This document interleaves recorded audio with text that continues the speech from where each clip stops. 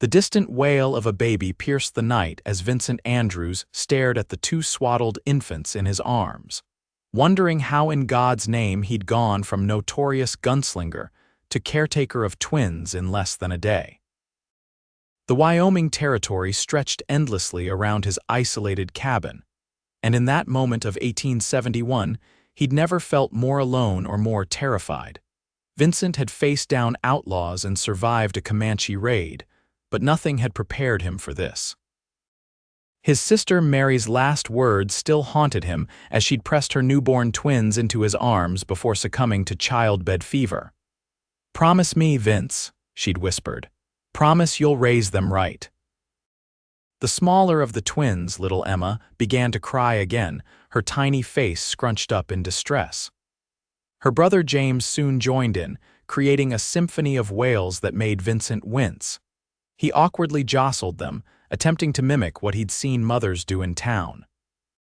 "SHH now," he murmured, his voice rough from lack of use. "Your Uncle Vince ain't much, but he's all you got now." 3 months had passed since that night, and Vincent had managed to keep the babies alive, though he could tell the townsfolk of nearby Pinerest didn't expect it to last. Each time he rode into town for supplies, the stairs followed him a known troublemaker suddenly saddled with infant responsibility. Kathleen Harris stepped off the stagecoach into the dusty main street of Pinerest with a single trunk and high hopes. At 26, she'd left behind a failed engagement in Boston to accept a teaching position in the Wyoming Territory. Her auburn hair was pinned neatly beneath her bonnet, and her green eyes squinted against the bright western sun. Miss Harris. A portly man with a silver mustache approached, extending his hand. "Mayor Franklin, welcome to Pinerest. Hope your journey wasn't too taxing." "Thank you, Mayor." She shook his hand firmly. "I'm eager to begin my duties. Schoolhouse is all prepared. Term starts Monday." He gestured to a young man nearby. "Billy here will take your trunk to the boarding house. Mrs. Perkins runs a respectable establishment for unmarried ladies." As they walked down the boardwalk, the mayor provided a running commentary on the town's residents. "Dr. Williams, good as they come. The Petersons run the general store. That's Sheriff Miller's office." Their conversation halted when a tall man on horseback rode into town. What caught Kathleen's attention was the unusual sight of 2 infants secured to his chest in a makeshift carrier fashioned from leather and cloth. The man's face was partially hidden by the shadow of his hat, but she could see the sharp line of his jaw covered with several days' worth of stubble. "That's Vincent Andrews," the mayor said, his tone dropping. "Bit of a rough character. Used to ride with some unsavory types before his sister died, leaving him with those twins." "He's raising them alone?" Kathleen asked, watching as the man carefully dismounted, supporting the babies with one arm, trying to. "Most folks give it another month before he gives up and sends them to an orphanage in Cheyenne." The mayor shook his head. "Man like that has no business raising children." Something about the dismissive tone struck a nerve with Kathleen.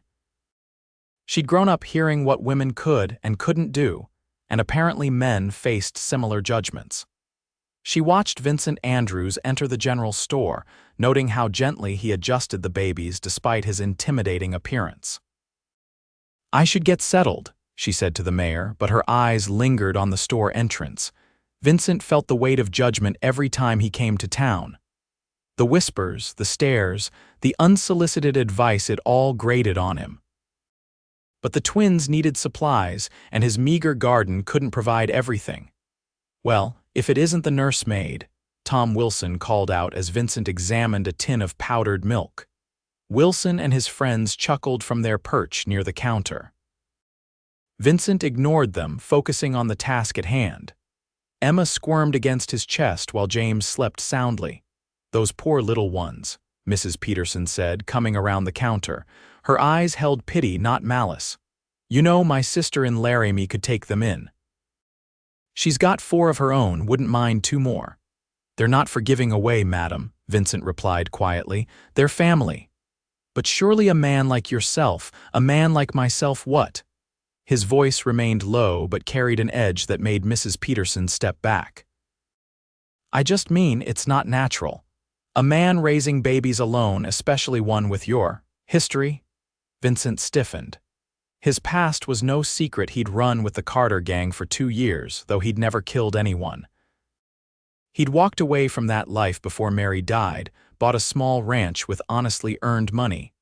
Not that anyone in Pinerest believed that. The store's bell jingled, and a woman he didn't recognize entered. She wore a simple blue dress and carried herself with confidence. Their eyes met briefly before Vincent turned away, adding sugar and coffee to his order. "Will that be all, Mr. Andrews?" Mrs. Peterson asked. "Need some fabric too, something soft." He gestured vaguely toward the babies. "They're growing," as Mrs. Peterson gathered his items. Emma began to fuss, her little face reddening with the effort. Vincent tried to bounce her gently, but her cries intensified. "Try holding her upright against your shoulder," a voice suggested beside him. The new woman stood there, her expression kind rather than judgmental. Vincent hesitated, then carefully repositioned Emma as suggested. The baby's cries softened almost immediately. "Sometimes they just want a different view," the woman said with a small smile. "I'm Kathleen Harris, the new schoolteacher, Vincent Andrews." He nodded awkwardly, uncomfortable with the social niceties when all eyes in the store were fixed on them. "Twins?" she asked, peering at the babies. "Yes, Emma and James, 3 months old." Kathleen smiled at the babies. "They're beautiful." She reached out tentatively. "May I?" No one had ever asked to hold the twins before, at least not out of genuine interest rather than to give him a break from his burden. Vincent carefully transferred Emma to Kathleen's waiting arms, noticing how confidently she cradled the infant. "Hello, little one," she cooed, and Emma blinked up at her with curious eyes. "You have your uncle's expressions, I think." Vincent felt something loosen in his chest. "You're good with them." "I helped raise my younger siblings after my mother passed," she explained. 5 of them. A throat cleared behind them. Mrs. Peterson stood with Vincent's packaged supplies. "That'll be $3.45, Mr. Andrews." As Vincent paid, Tom Wilson muttered loud enough for everyone to hear, "Schoolteacher best be careful. Man's got blood on his hands." Kathleen stiffened but continued gently rocking Emma. Vincent took his purchases, his jaw tight. "Thank you for your help, Miss Harris," he said formally, reclaiming Emma. "Best be getting these 2 home before dark." "Of course." She stepped back, but her eyes conveyed something that Vincent couldn't quite decipher, not pity or judgment, but perhaps understanding. As he rode back to his ranch, Vincent couldn't shake the image of Kathleen Harris holding Emma with such natural grace. It had been months since anyone in town had shown him basic kindness, and longer still since a woman as refined as the new schoolteacher had looked at him with anything but disdain. The schoolhouse was a simple 1-room building that needed attention, but Kathleen found it charming nonetheless. During her first week of teaching, she learned more about Pinerest and its inhabitants, including Vincent Andrews. He was a gunslinger, 11-year-old Susie Parker informed her during lunch recess. "My pa says he probably killed dozens of men." "Gossip isn't becoming, Susie," Kathleen admonished gently. "And we shouldn't judge others without knowing their full story." Later that week, while shopping at the general store, Kathleen overheard Mrs. Peterson and several other women discussing Vincent and the twins. "Those poor babies haven't been properly bathed in weeks, I'd wager," Mrs. Peterson said, "and he feeds them that condensed milk without knowing the proper preparation." "I heard the little girl cries all night," another woman added. "Probably colic and him not knowing how to soothe her." Kathleen hesitated before approaching. "Pardon me, but has anyone actually offered to help Mr. Andrews rather than just criticizing his efforts?" The women looked stunned at her intervention. "Why, Miss Harris, you don't understand." Mrs. Peterson recovered first. "Vincent Andrews was wild long before those babies, rode with outlaws, got in bar fights, even spent time in jail."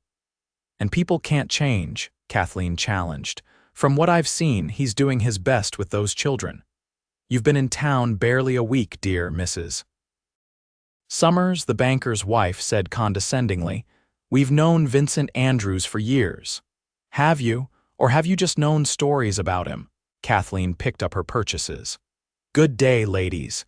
Despite her defense of Vincent, Kathleen couldn't help wondering about the baby's welfare. The next Saturday, she hired the livery owner to take her to the Andrews ranch. The property came into view after an hour's ride, a modest cabin with a small barn and corral. Several horses grazed in a pasture, and she could see a vegetable garden to one side. It was humble but well kept, contrary to what town gossip had led her to expect. As they approached, Vincent emerged from the barn, rifle in hand. Upon recognizing Kathleen, he lowered the weapon but didn't smile. "Miss Harris," he called as the wagon stopped. "Something wrong in town?" "No, Mr. Andrews," she replied, accepting the driver's help down from the wagon. "I've come to visit, if that's acceptable." Vincent's expression remained guarded. "The twins are napping. I'm happy to wait, or I can come back another time if this is inconvenient." He studied her for a moment, then nodded toward the cabin. "Coffee's hot." After instructing the driver to return in 2 hours, Kathleen followed Vincent inside. The cabin's interior surprised her. It was clean and orderly, with 2 small cradles near the hearth. A line strung across one corner held tiny garments drying. The rough furniture was supplemented by several carefully made items clearly intended for the babies: a rocking chair, a small bathing tub, and a changing table fashioned from a modified dresser. "You've made a proper home for them," Kathleen observed. Vincent shrugged, pouring coffee into 2 tin cups.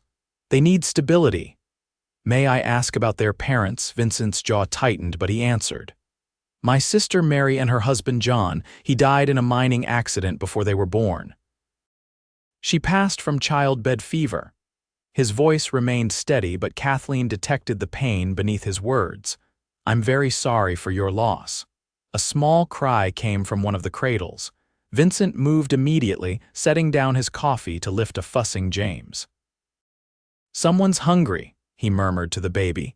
Kathleen watched as Vincent prepared a bottle with practiced efficiency, testing the temperature on his wrist before feeding the infant. His large, calloused hands handled the baby with remarkable gentleness. "You've learned quickly," she commented. "Had to." His focus remained on James, who suckled eagerly.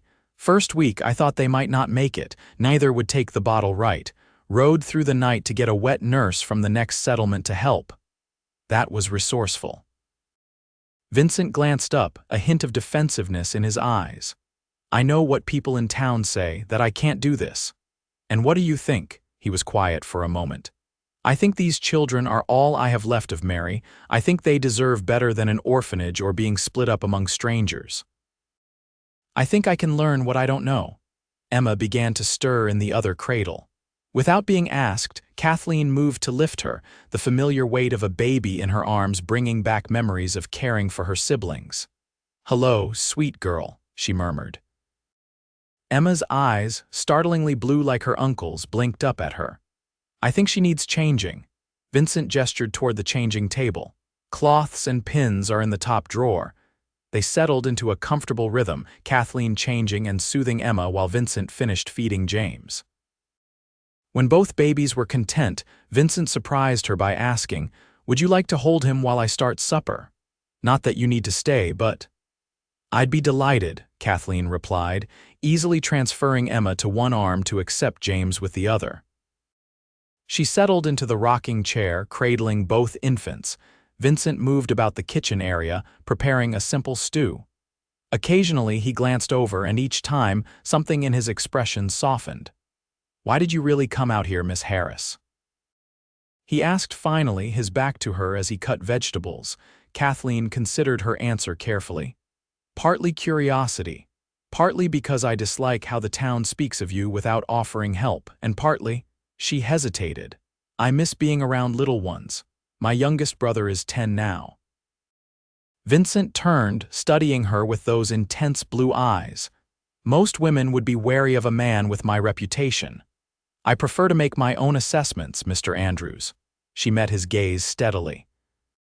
Besides, a man who sews baby clothes and builds cradles doesn't much align with the tales of a dangerous gunslinger. A ghost of a smile touched his lips. Don't let appearances fool you. I've done things I'm not proud of. Haven't we all? She replied softly. Though I admit my transgressions likely pale in comparison to riding with outlaws. It was 2 years with the Carter gang, he said, surprising her with his candor. Never killed anyone, though I fired my share of warning shots. Mostly I was good with horses, helped plan escape routes. He returned to his cooking. Got caught after a bank robbery in Colorado, served 8 months. When I got out, I decided to go straight. Worked cattle drives, saved my money, bought this place to be near Mary. Kathleen appreciated his honesty. Thank you for telling me. Figure you should know who you're dealing with, especially if you're holding those babies. The afternoon passed pleasantly. They ate together while the twins napped again, and Vincent answered Kathleen's questions about caring for the babies with unexpected openness. When the driver returned, Vincent walked her to the wagon. "You're welcome to visit again," he said, hesitation evident in his voice. "The twins seem to like you," Kathleen smiled. "I'd like that, perhaps next Saturday." Vincent nodded, and something that might have been hope flickered in his eyes. Over the next few weeks, Kathleen's Saturday visits to the Andrews ranch became a regular occurrence. She brought books on infant care, toys she'd sewn herself, and eventually food to supplement Vincent's basic cooking. The twins grew stronger and more alert, with Emma developing a particular fondness for Kathleen's singing voice. In town, Kathleen's association with Vincent Andrews raised eyebrows. Mayor Franklin pulled her aside after church one Sunday. "Miss Harris, while your charitable nature is commendable, I must express concern about your frequent visits to the Andrews ranch. I appreciate your concern, Mayor, but Mr. Andrews and his niece and nephew have become friends of mine. A single woman of your standing visiting a man like that alone, it invites gossip." Kathleen straightened her shoulders. "Then perhaps the town should gossip less and help more. Those babies need community support, not judgment." The mayor sighed. Vincent Andrews was trouble long before those babies. People don't change that fundamentally. With respect, sir, I believe they can. And I've seen nothing at the ranch to cause concern, quite the opposite. News of their conversation spread, and Kathleen found herself the subject of whispers. Some parents questioned her suitability as a teacher, but a few, including Mrs. Williams, the doctor's wife, approached her with questions about the twins' welfare. "Are they truly healthy?" Mrs. Williams asked after school one day. "My husband offered to examine them, but Mr. Andrews declined." "They're thriving," Kathleen assured her. "Vincent is very attentive to their needs." Mrs. Williams nodded slowly. Perhaps I could send some baby clothes. The miller's youngest has outgrown his things." It was a small opening, but Kathleen seized it.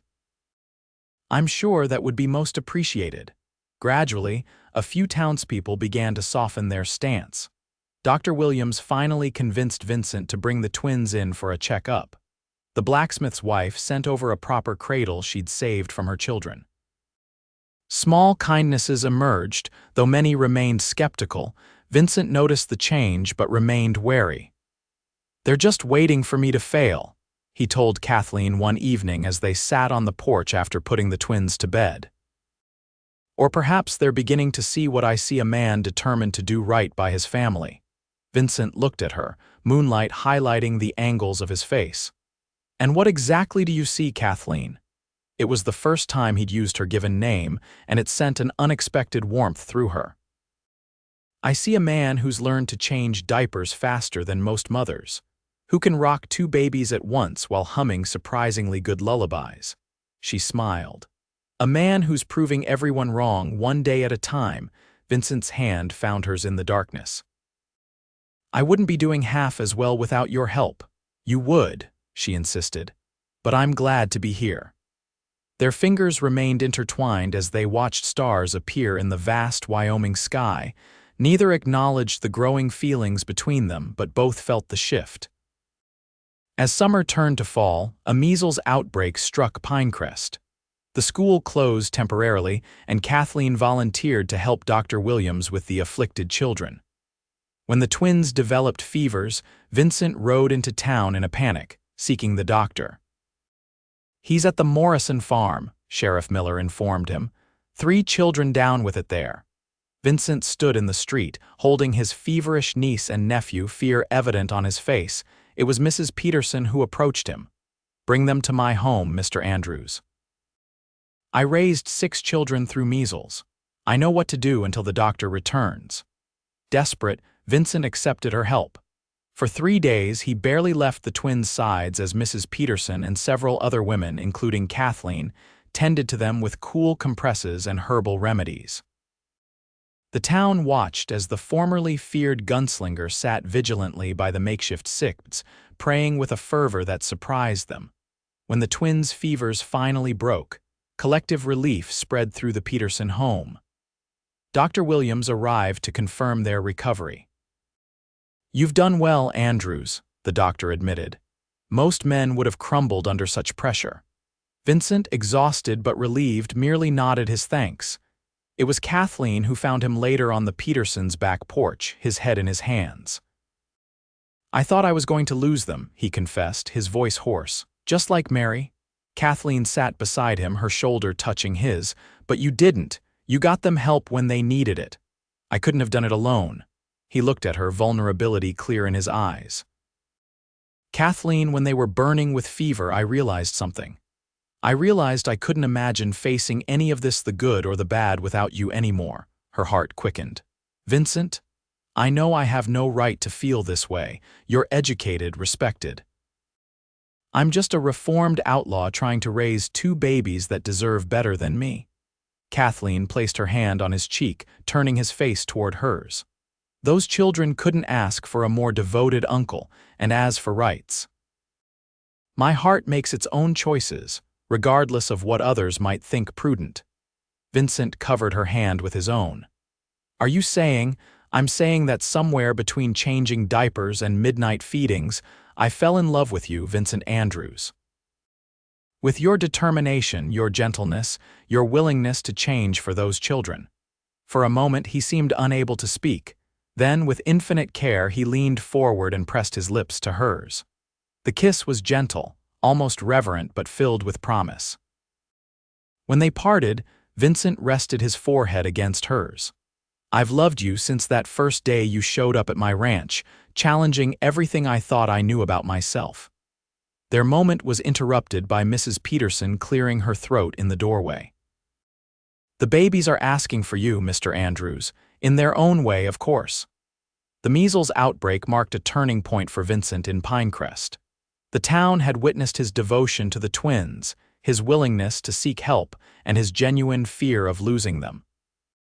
While not everyone changed their opinion, many began to nod greetings when he came to town rather than turning away. As winter approached, Vincent and Kathleen's relationship deepened. She spent more time at the ranch, and the twins, now 8 months old, clearly adored her. Emma's first word was a garbled attempt at cat, which delighted Kathleen and amused Vincent. "Smart girl knows who the real caretaker is," he joked as Emma reached for Kathleen. "Nonsense. They adore their uncle." Kathleen passed Emma to Vincent, who settled the baby on his hip with practiced ease. "You've become quite the father figure." Vincent's expression grew serious. "I've been thinking about that, about the future." Before he could continue, a knock at the door interrupted them. Sheriff Miller stood outside, his expression grim. "Andrews, got news you need to hear." His eyes darted to Kathleen. "Privately, maybe. Anything you need to tell me, you can say in front of Miss Harris," Vincent replied, shifting Emma in his arms. The sheriff sighed. "Carter's been released from territorial prison. Word is he's looking for former members of his gang, particularly those who testified." Vincent went still.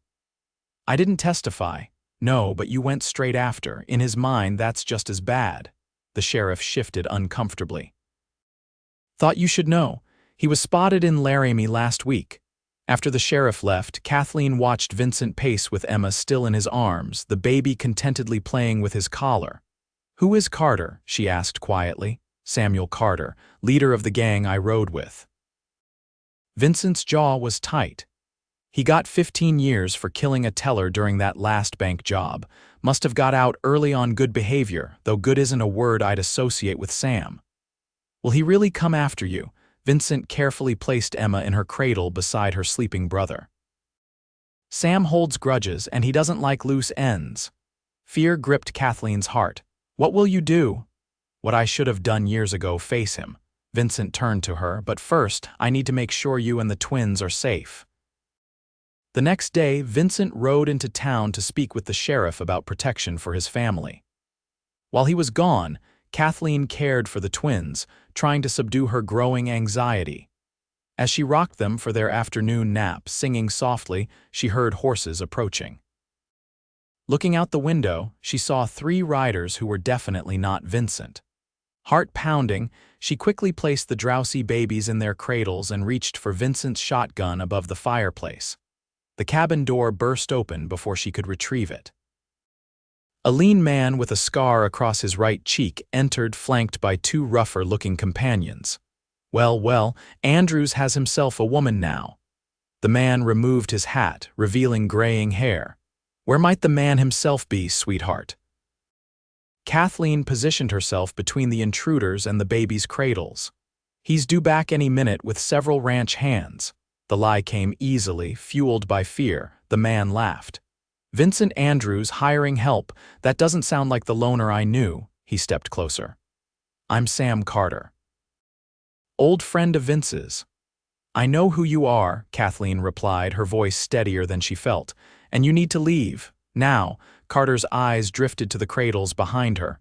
Didn't know Vince had young uns. Interesting. He turned to his companions. Search the place. Andrews has to have something worth taking. As the men began ransacking the cabin, one of the twins, James, began to cry. The sound seemed to irritate Carter, who grimaced. Shut that brat up, would you? Don't you dare speak about them that way, Kathleen snapped, her protective instincts overriding her fear. Carter raised an eyebrow, then drew his pistol. Lady, you don't seem to understand the situation. I'm not here for a social call. I'm here because Vincent Andrews owes me. Now, where does he keep his valuables? Before Kathleen could respond, the sound of a rifle being cocked came from the doorway. Vincent stood there, his weapon trained on Carter. Step away from my family, Sam. Carter turned slowly, a smile spreading across his scarred face. Family. My, how you've changed, Vince. Vincent's eyes flicked to Kathleen. You all right? She nodded, moving to gather both babies from their cradles. Tell your men to drop their weapons, Vincent ordered. Carter laughed. You're outnumbered, Vince. Not exactly, came Sheriff Miller's voice from outside. Drop 'em, boys, you're surrounded. Through the windows, Kathleen could see several townsmen positioned around the cabin, all armed. Among them were Dr. Williams, the blacksmith, and even Tom Wilson. Carter's men looked to him uncertainly. With a sigh, Carter lowered his pistol. Just wanted to talk to an old friend, Sheriff. No harm intended. Trespassing, threatening a woman and children. The sheriff entered, handcuffs ready. That's harm enough for me. As Carter and his men were taken into custody, Vincent rushed to Kathleen and the twins, gathering all 3 in his arms. I saw them riding toward the ranch and circled back for help, he explained. I was terrified I'd be too late. You weren't, she assured him, her voice trembling now that the danger had passed. You saved us. Later, after the twins were asleep and the cabin restored to order, Vincent and Kathleen sat before the fire.